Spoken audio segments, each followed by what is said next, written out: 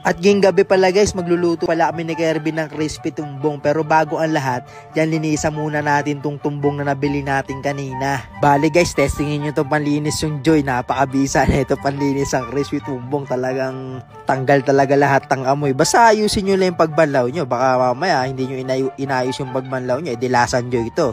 De, joke lang guys ha, hindi ko recommended panlinis to, pero bahala kayo kung anong trip nyo. Ito trip namin ni Kirby, para good shit na good shit talaga. Tapos yan, naglagay lang pala tayo ng kung ano-ano, tapos yan, tinakpan natin, nakita nyo naman sa video. Yan, bali gagawa na pala tayo dito ng sausawa natin ng crispy tumbong. Yan lang tayo ng bawang, tsaka sibuyas, alam nyo na yan.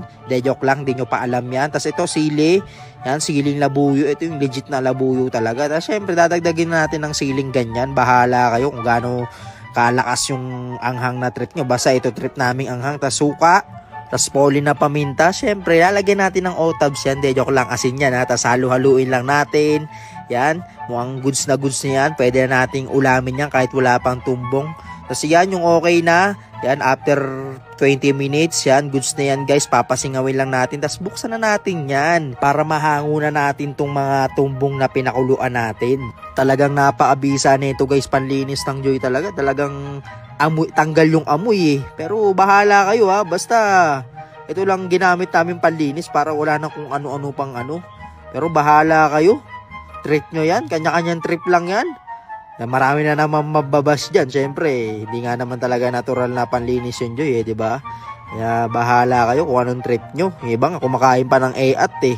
Tapos yan na, tapos na natin hiwain yan. Lagay na natin tungkalan natin. Tapos rekta natin lagay yung tulog na mantika.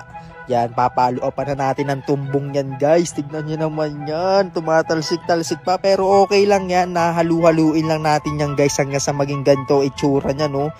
Talagang malapit na matitimusan na natin yung crispy tumbong na yan. Talagang kung makita mo to guys, imposibleng hindi mo pupulutanin yan kahit nakita mo yung panlinis ko. Kasi tignan mo naman yung itsura niya no. Talagang pag nakita mo parang aakiting ka na isawsaw mo sa suka. Yan, kaya tikman na natin yan guys.